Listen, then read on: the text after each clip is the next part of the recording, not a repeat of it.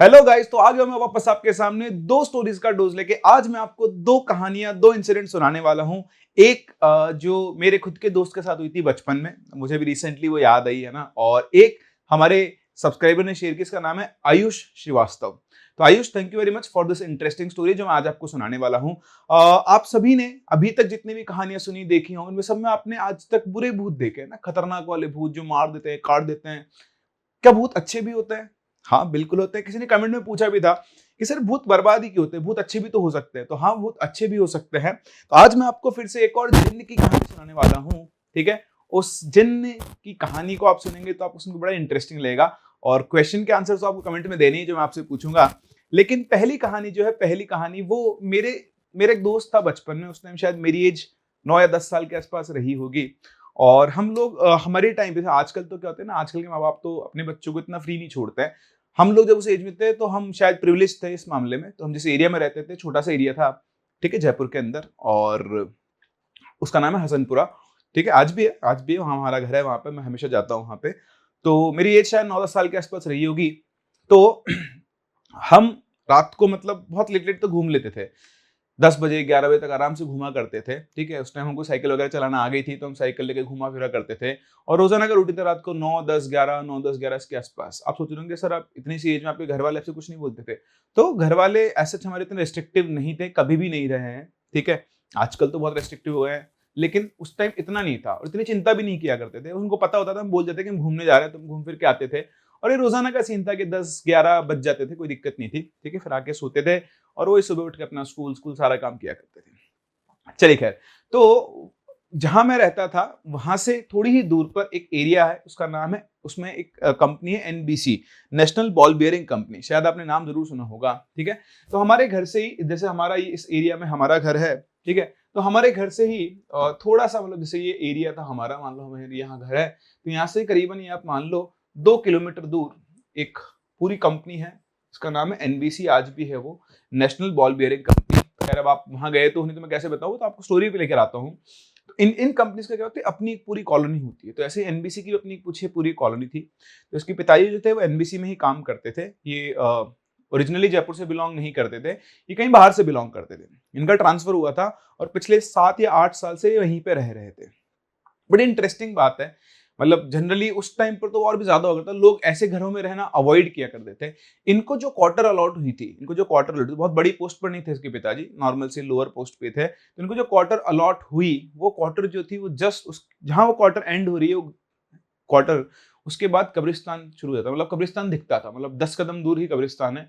तो उनकी उनकी जो क्वार्टर थी, उसकी एक विंडो जो थी वो डायरेक्टली कहाँ खुलती थी, कब्रिस्तान में, कुछ इस तरह से। हाँ, उनकी विंडो से पीछे का कब्रिस्तान साफ साफ दिखाई दिया देता था। ठीक है, खैर इंडिया में कब्रिस्तान में ऐसे वो नहीं बने हुए होते हैं। ठीक है, नॉर्मल कब्रिस्तान था। तो दिखता था वहां से। ठीक है, अब आप पिछले 7-8 साल से रहे हो, यूज टू हो चुके थे, उनके लिए वो नॉर्मल सी बात थी। आप और मैं जाके ऐसी जगह पे एक रात सो जाए तो भैया बैंड बज जाए, लेकिन वो इस चीज के यूज टू हो चुके थे, उनको कोई फर्क नहीं पड़ता था। तो जो मेरा दोस्त था, वो दो भाई थे। ठीक है, और मम्मी पापा और दोनों भाई साथ रहा करते थे। जो दोनों भाई थे वो इसी कमरे में सोते थे जहां पर ये विंडो थी। ठीक है, तो अब आप सोचो, पिछले 7-8 साल से वो उसी कमरे में सो रहा है, कभी उसने कुछ ना देखा ना। मैंने उसको कई बार पूछा, यार तू कब्रिस्तान का कुछ दिखता उगता नहीं? बोला, यार कुछ नहीं होता, पागल है, सब बुद्ध बनाते हैं। तो मैं आपसे हर बार कहता हूँ कि चीजें जो होती है ना, वो ऐसे नहीं दिखाई देती, ऐसे नहीं दिखेगी आपको कि आप जाके बैठ के दिख गए। टाइमिंग होती है, वो मोमेंट्स बनते हैं, वो सिनर्जी बनती है, उसके बाद ही आपको चीज दिखाई देती है। तो ऐसे ही एक दिन की बात है, हमारा पूरा दोस्तों का ग्रुप था, तो हम लोग ऐसे रात को घूमने निकले साइकिल लेके करके। और उस दिन रात को 11-11:30 बज गए थे। सर्दियों का थोड़ा टाइम था, जयपुर में सर्दियां ठीक ठाक होती है, 2-3 डिग्री के आसपास का टेम्परेचर आ जाता है वहां पर। उस टाइम पे तो और ज्यादा होती थी, अब थोड़ी कम हो गई है, ग्लोबल वार्मिंग की वजह से बोल दो। तो सर्दियों का टाइम था और हम लोग रात को 11:30 बजे के आसपास घूम फिर के आए। सब अपने अपने घर पहुंचे, वो भी अपने घर पहुंचा। घर पहुंच के तो दोनों भाई साथ में ही सोया करते थे। तो वो आया, उनका पलंग बिछा हुआ था। ठीक है, पहले खाट हुआ करती थी, खाट समझते हो, खाट है ना, पलंग उसको खाट बोलते हैं हमारे यहाँ पे। तो खाट पे उसका भाई सोया हुआ था। ठीक है, वो भी गया और अपने भाई के साथ ही सो गया। दोनों की रजाई अलग रखी हुई थी, दोनों भाई साथ ही सोया करते थे हमेशा। अब पता नहीं, ऐसा तो ना, आप सो रहे हो, तो वो सो रहा था। जब वो सो रहा था तो उसका जो फेस है वो विंडो से जस्ट अपोजिट था। जनरली वैसे सोता था, यार कौन रात को विंडो की तरफ फेस सोएगा। तो सोते सोते अचानक से उसको ऐसा लगा कि यार कोई उसको देख रहा है। होता है ना, आप बैठे हो और आपको पीछे से कोई घूर रहा है, तो पता नहीं आपकी सिक्स सेंस होती है, सेवंथ होती है, एट्थ होती है, कौन सी होती है, पर वो सेंस आपको बताती है कोई ना कोई ऐसा है जो आपको घूर रहा है। ऐसा आप सभी ने ऑब्जर्व किया होगा, किया है ना? किया है तो कमेंट सेक्शन में मुझे जरूर बताना कि आप बैठे हो, आपको पीछे से कोई घूर रहा है और आपको लिख जाता है कि यार कोई कोई मुझे देख रहा है, आप घूम के भी देखते हो और आपको दिखता है कि हाँ यार वो आदमी मुझे घूर रहा था। तो एग्जैक्टली सेम फीलिंग उसको सोते हुए आई कि यार मुझे कोई देख रहा है, मुझे कोई घूर रहा है। और रात का टाइम है तो उसने देखा नहीं, उसकी आंख खुली और उसने पलटा। तो जैसे ही वो खिड़की की तरफ पलटा, एक आदमी खिड़की पे ऐसे खड़ा हुआ था उसे देख रहा। जस्ट इमेजिन, जस्ट इमेजिन, आप रात को सो रहे हो, आराम से लंबी नींद सो रहे हो, आपको ऐसी फीलिंग है कोई देख रहा है, आप घूमे और अभी खिड़की पे कोई आदमी यूं बैठा, उसके यूं यूं हाथ रख के ऐसे उसको देख रहा, घूर रहा। और उसको देख के उसको लग गया कि ये इंसान नहीं है। उसकी शक्ल देख के उसे लगा कि भाई साहब, एक झलक देखी और एक झलक देखते अगले झलक पे उसने सीधा वो रजाई थी ना देखी थी यूं अंदर मुंह में, और जय हनुमान ज्ञान मुसागर जय कबीर लोग जाकर राम दूत बलधामानी मुझनामा, भैया उसने हनुमान चालीसा पढ़ना शुरू कर दिया। भरी सर्दी में पसीने पसीने पसीने पसीने, और उसकी हिम्मत नहीं हुई, हिम्मत दोबारा उस रजाई को उतार के उस खिड़की की तरफ देख ले। बस वो पड़ा रहा रात भर, पसीने में थरथराता रहा। इसकी आवाज इतनी भी निकली अपने भाई को जगा दे पास में सोए हुए को, नहीं, बस वो तो रजाई में फाइनली पता नहीं सोया नहीं सोया, पर उसकी आंख जब दोबारा उसने रजाई कब उठाई, जिसको लगा यार रोशनी आ गई कमरे से, रजाई उठाई और सबसे पहले खिड़की की तरफ देखा तो सुबह हो चुकी थी, कोई नहीं था। अब ये छोटा सा इंसिडेंट था जो उसके साथ हुआ। अब मुझे नहीं पता कि सही था या गलत था, इसके दिमाग का इल्यूजन था या नहीं था, लेकिन इतने सालों में पहली बार उसने उस चीज को देखा। तो आप मुझे ये जरूर बताएं कि कभी आपके साथ ऐसा हो कि आप रात को सो रहे हो, आपकी खिड़की में ऐसे कोई आपको देखता हुआ मिल जाए, तो आपका क्या रिएक्शन होगा, है? चलिए, ये थी हमारी मेरा पहला छोटा सा इंसिडेंट जो मुझे याद आया बहुत टाइम के बाद। ये मेरे फ्रेंड के साथ ही हुआ था। दूसरी जो स्टोरी है वो शेयर की आयुष ने। आयुष ने एक बहुत ही इंटरेस्टिंग स्टोरी शेयर की है। ये जो स्टोरी है ये इसका बैकग्राउंड 90s के आसपास का है। तो 90s में ईस्ट बिहार के साइड की ये स्टोरी है, इंसिडेंट है, जो भी आप कहना चाहें। तो आप जैसे कि जानते हैं इंडिया इंडिया तो जात पात में सबसे आगे है। तो जात पात, और फिर आप यूपी बिहार राजस्थान ऐसे स्टेट्स में पहुंच जाओ तो यहाँ पर क्या होता है, ऊंच नीच का बहुत चलता है ना। तो ऐसे ही बिहार का एक गांव था, वहां का एक जमींदार था। जमींदार, उस जमींदार बड़ा ही कड़क, बड़ा ही उसका रुतबा था पूरे गांव में। पूरे गांव में के आसपास के 10 गांव में उसका रुतबा था। कोई इंसान ऐसा नहीं था जो जमींदार के सामने खड़ा होकर बोल दे। जमींदार ने इसको बोल दिया बैठ तो वहीं बैठ जाता था, उठ तो वहीं उठ जाता था, लेट तो वहीं लेट जाता था, बाकी बात बाद में, है ना। तो जमींदार बड़ा ही मतलब उसका भयंकर रुतबा था उसके अंदर, और उसके सामने किसी की नहीं चलती। जमींदार ने जो बोल दिया वो होगा, नहीं होगा तो होता ना आपके वो भाई लोग, मुंबई के भाई लोग जो होते हैं, या फिर वो शायद बाहुबली बोलते हैं यूपी के अंदर लोगों को, है ना। तो ऐसा ही वो था। ठीक है भाई साहब। तो जो आपके जमींदार था उसकी एक सुंदर सी कन्या थी, बहुत सुंदर सी उसकी बेटी थी, जिसकी एज अराउंड 18 to 20 ईयर्स के बीच में थी।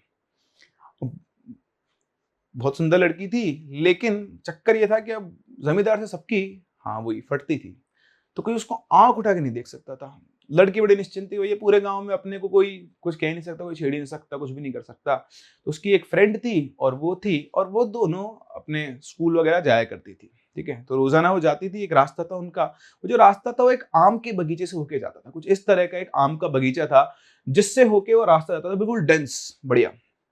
ये रोजाना का उनका रास्ता था। ठीक है, तो ऐसा कभी हुआ नहीं, और क्योंकि वो जमींदार की बेटी थी तो किसी में हिम्मत नहीं थी कि भाई उसे छेड़ दे, उसे कुछ कुछ बोल दे। लड़के दूर दूर से देख के या मन ही मन खुश हो लिया करते थे, क्या कर सकते हैं, है ना। दूर के ढोल सुहावने, और तो कुछ कर नहीं सकते। तो बड़ी ही रौबदार वो बेटी भी थी। तो ऐसे एक दिन वो और उसकी सहेली क्या हो रहे थे, ऐसी बगीचे से पास हो रहे थे। तो यहां से गुजरे तो तभी अचानक से उसे एक आवाज सुनाई दी, तुम बहुत सुंदर हो, क्या तुम मुझसे शादी करोगी। उस लड़के ने देखा इस गांव में किसकी हिम्मत आ गई जो मुझसे ऐसे बात कर रहा है। उसने आवाज चारों तरफ देखा, उसे कोई दिखाई नहीं दिया। फिर वो थोड़ा आगे चली, फिर से उसे वही आवाज सुनाई दी, तुम बहुत सुंदर हो, क्या तुम मुझसे शादी करोगी। उस लड़के ने इग्नोर किया, उसकी सहेली भी थी साथ में, उसने भी सुना, उसने इग्नोर किया और वो चली गई। पता नहीं कौन है, अभी मेरे पिताजी को पता लग गया ना तो इसकी हालत टाइट कर देंगे। चलो छोड़ो, इग्नोर करती हूँ, क्यों किसी को पिटवाना वैसे, थोड़ा दिल की अच्छी थी वो। ठीक है, अगले दिन वापस से उसका रोज का जाने का वहीं से काम था। अगले दिन वो वापस से वहां से गुजरी। जैसे ही वापस इस आम के बगीचे के पास से गुजरी, उसको फिर से आवाज आई, तुम बहुत सुंदर हो, क्या तुम मुझसे शादी करोगी। लड़की ने रोज रोज कौन, उसने चारों तरफ अच्छे से आंख गड़ा के देखा, उसे कोई आवाज नहीं सुनाई। उसने फिर इग्नोर किया और फिर आगे चली गई। थोड़ा सा और आगे चली, फिर से उसको वही आवाज आई, हाँ तुम बहुत सुंदर हो, क्या तुम मुझसे शादी करोगी? उसने बोला कौन हो तुम, सामने आओ, मैं बताती हूँ तुमको। तो बोलता है मैं सामने तो आ जाऊंगा, लेकिन अगर तुम हाँ बोलोगी तभी मैं सामने आऊंगा। तो बोलते तुम जानते नहीं हो मेरे पिताजी कौन है, अगर उन्हें पता लग गया ना तो वो तुम्हारी बोटी बोटी कर देंगे। तो वो हंसता जोर से, हा हा हा, मेरा कोई कुछ नहीं बिगाड़ सकता, लेकिन तुम बहुत सुंदर हो, क्या तुम मुझसे शादी करोगी? तो लड़की को झेप जाती, गुस्सा आता है, वो बोलती, चुपचाप यहाँ चले जाओ और आगे से मुझे छेड़ने की जरूरत नहीं है। चली जाती है। अब उसको समझ में नहीं आता कि कोई दिखता भी नहीं है, पता नहीं कौन है। वो फिर से अगले दिन आई। अगले दिन जब वो वापस आई तो उसको फिर से वही आवाज सुनाई आई, तुम बहुत सुंदर हो, क्या तुम मुझसे शादी करोगी? तो उसके पीछे पड़ गई वो आवाज। तो बोलती तुम जो कोई भी हो चुपचाप यहाँ से चले जाओ और मुझे परेशान मत करो, अगर मैंने अपने पिताजी को बता दिया और उनके तो गांव के सारे आदमी मिलकर ना तुम्हें जिंदा गाड़ देंगे, तुम्हें मार देंगे। फिर से बोलता है तुम्हारे पिताजी और गांव वाले मेरा कुछ नहीं बिगाड़ सकते, लेकिन तुम बस एक बात का जवाब दे दो, क्या तुम मुझसे शादी करोगी? तो बोलती पहले तुम सामने तो आओ, तभी तो मैं बताऊंगी तुम्हें कि मैं शादी करूंगी या नहीं करूंगी। तो बोलता है कि नहीं नहीं नहीं, जब तक तुम हाँ नहीं बोलोगी तब तक मैं सामने नहीं आऊंगा, मैं तुम्हें बहुत खुश रखूंगा, तुम्हें जो चाहिए सब दूंगा, लेकिन तुम मुझसे शादी कर लो। तो बोलती है देखो तुम्हारा बहुत हो गया है, मैं बहुत दिनों से देख रही हूँ, अब तुमने परेशान किया तो मैं अपने पिताजी को बोल दूंगी। इतना कह के वो अपनी सहेली को लेकर चली गई। अब अगले दिन जब वापस जाने का नंबर आया अपने स्कूल स्कूल कॉलेज जो भी बोल लो आप, ठीक है, जो भी वहां था पढ़ने के लिए उसके, तो उसने सोचा कि यार नहीं यार, इस रास्ते से नहीं जाती हूँ, मैं रास्ता बदल लूंगी। पर फिर उसके दिमाग में आया कि मैं ऐसे कब तक रास्ता बदलती रहूंगी, इसका कुछ ना कुछ सोल्यूशन निकालना पड़ेगा। मैंने उसको हिदायत तो दे दी, पर अब वो नहीं मान रहा है, तो वो अपनी माँ के पास गई। और अपनी माँ के पास गई तो अपनी माँ से बोली कि माँ, मैं ऐसे रोजाना जाती हूँ और वो आम का बगीचा है, वहां पे कोई ना कोई छुपकर मुझे ऐसे आवाज लगाता है। तो उसकी माँ ने उसके पिताजी को बताया। और पिताजी को तो दिमाग खराब है, तो कौन है वो, तुमने किसी को देखा? तो बोलते नहीं पिताजी, मैंने किसी को नहीं देखा, बस एक आवाज आती है। तो पिताजी ने अपने वो गुंडे गर्दे सारे होते बुला लिए, बोले ठीक है, तू कल जा, तू कल उसी रास्ते से जा, और वहां खड़ी होके जब वो बोले तो उसको बोलना कि हाँ मैं तुमसे शादी करूंगी, तुम मेरे सामने आओ, और जैसे वो सामने आएगा उसके बाद मैं संभाल लूंगा, बेटा तू बिल्कुल चिंता मत कर। तो भाई सारा प्लान सेट हो गया। अगले दिन 15-20 आदमी जाके छुप गए गार्डन के आसपास। लड़की वहां से गुजरी, जाने का टाइम हुआ, जैसे लड़की वहां से गुजरी वापस से उसे आवाज आई, तुम बहुत सुंदर हो, क्या तुम मुझसे शादी करोगी? तो बोलती कौन हो तुम मेरे सामने आओ। तो बोला मैंने तुमसे कहा था ना, जब तक तुम हाँ नहीं कहोगी मैं तुम्हारे सामने नहीं आऊंगा, लेकिन अगर तुम मुझसे शादी कर लोगी तो मैं तुम्हें बहुत खुश रखूंगा, तुम्हारे घर वालों को कोई कमी नहीं आने दूंगा, जो चीज तुम्हें चाहिए वो सब चीज मिलेगी, बस तुम मुझसे शादी के लिए हाँ कर दो। तो लड़की बोलती जब तक मैं तुम्हें देखूंगी नहीं मैं तुमसे हाँ कैसे बोलूंगी? बोले नहीं, बस तुम एक बार हाँ कर दो, मैं अभी तुम्हारे सामने आ जाऊंगा। तो जैसा उनका प्लान था, लड़की बोला अच्छा ठीक है, मैं तुमसे शादी करूंगी। इतना कहते सारे सारे चौकन्ने हो गए, है ना, सारे जो छुपे हुए थे सबके चौकन्ने हुए, अब बाहर आएगा। ओ भैया जैसे ही उसने हाँ बोला, अचानक से पता नहीं कहां से, बिल्कुल ऐसा क्लीन एनवायरनमेंट तो, और अचानक से धूल भरी आंधी चलने लगी। किसी को कुछ नहीं दिख रहा, लड़की के चारों तरफ धूल का बवंडर सा हो गया, धुआं धुआं जो धूल ही धूल फैल गई, किसी को कुछ दिख नहीं रहा, कौन आया कौन नहीं आया। थोड़ी देर के बाद सब कुछ शांत हुआ, तो लड़की वहां खड़ी थी और उसके आसपास कोई नहीं था, लेकिन वो लड़की बुरी तरह से सहमी हुई थी। उसके पिताजी उसके पास भागते हुए, बेटा क्या हुआ, कौन आया था, हमें तो यहाँ कोई दिखाई नहीं, एकदम से धूल का बाउंडर कैसा है?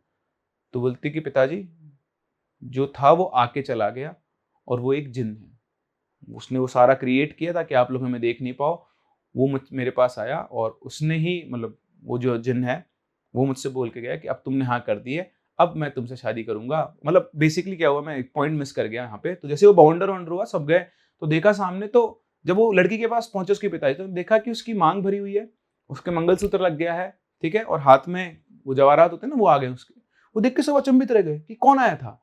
तो वो बोलती है कि पिताजी वो कोई आदमी नहीं है, वो जिन्न है, वो मुझसे बोल गया कि अब तुम मेरी हो, अब हमारी शादी हो चुकी है, और अब तुम बस चिंता मत करो, तुम हमेशा खुश रहोगी, तुम्हारे घर वाले सब, तुम्हारे पास बहुत पैसा होगा।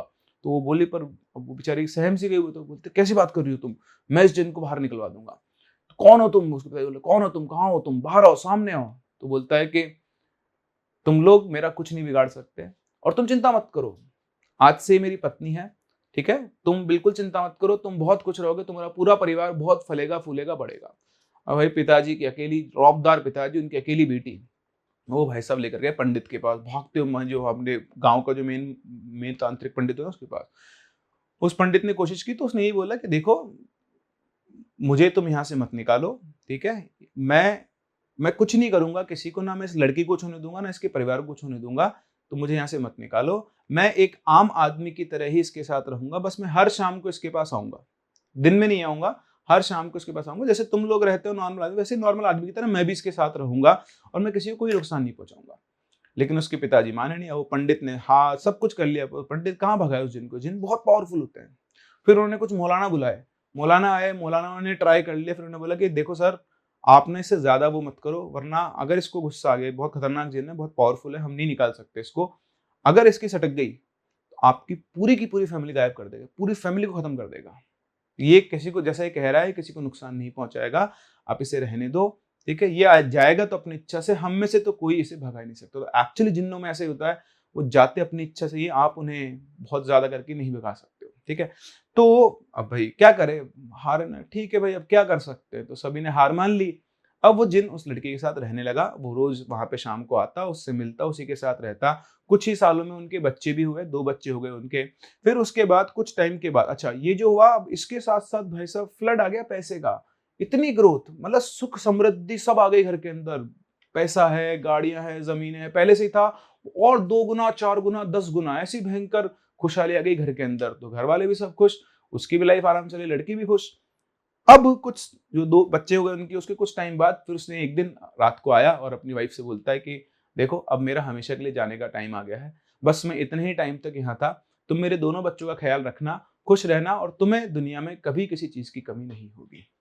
ये कहकर उस दिन के बाद वो दिन दोबारा कभी नहीं आया, और आज भी उनके बच्चे और वो बड़े खुशहाली से वहां पर रहते हैं। तो ये थी एक और इंटरेस्टिंग स्टोरी जो आयुष ने हमारे साथ शेयर किया। आई होप आपको ये स्टोरी समझ में आई होगी, समझ में क्या मतलब, बहुत अच्छी लगी होगी, इंटरेस्टिंग तो लगी होगी। तो अगर इंटरेस्टिंग लगी है तो वीडियो को लाइक जरूर करें, शेयर करें जिन लोगों के पास ये स्टोरी नहीं पहुंची है, और अगर आपने चैनल को सब्सक्राइब नहीं किया है तो सब्सक्राइब जरूर करें। चलिए फाइनली मेरे आपसे क्वेश्चन, पहला क्वेश्चन मैं पूछ चुका हूं कि अगर आपके विंडो पे कोई ऐसे बैठा हो तो आप क्या रिएक्शन देंगे, और दूसरा, ये जो मेरा क्वेश्चन है ये मेनली हमारी फीमेल सब्सक्राइबर्स से है। तो आप मुझे बताएं कि अगर आपको ऐसा मौका मिले, अगर आपको ऐसा ऑप्शन मिले, तो आप उस दिन से शादी करोगे या फिर नहीं करोगे। मेरे हिसाब से 90% लोगों का आंसर यस आने वाला है, क्योंकि अगर इस तरह से एक अच्छा जिन है, देखो उसकी शक्ल क्या थी क्या नहीं थी तो मुझे भी नहीं पता, तो इट डिपेंड्स। तो इसीलिए बस मैं आपसे पूछ रहा हूं कि आप मुझे बताएं कमेंट सेक्शन में, स्पेशली लेडीज, कि आपको अगर ऐसा ऑप्शन मिले तो आप उस सिचुएशन में क्या करोगे। मिलते हैं हम लोग अपने अगले वीडियो में कुछ और नई और इंटरेस्टिंग स्टोरीज, कहानीज और इंसिडेंट्स के साथ। तब तक के लिए take care and bye bye.